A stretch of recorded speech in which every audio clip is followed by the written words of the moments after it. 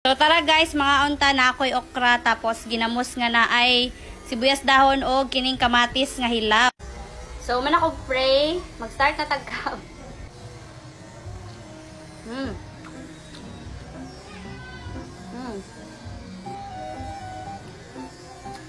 Huwag na siyang bawaan eh.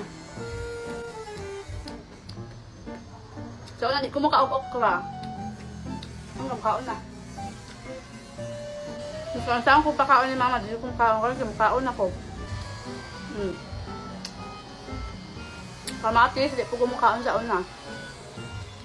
Okay, makaon ako.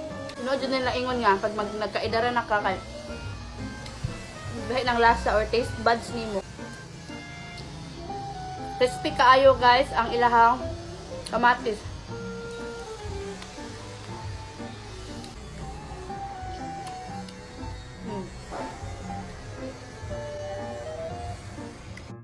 May kayo.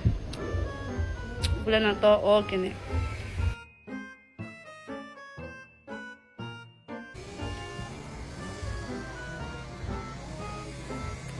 Sana mo iring kasi nga po nakakaon kay gulay.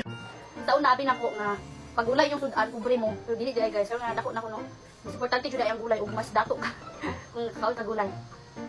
Kasi siyempre sa una, di pa man usang bukid karon ang mga tao karon nga nasa syudad, gusto na magpabukid.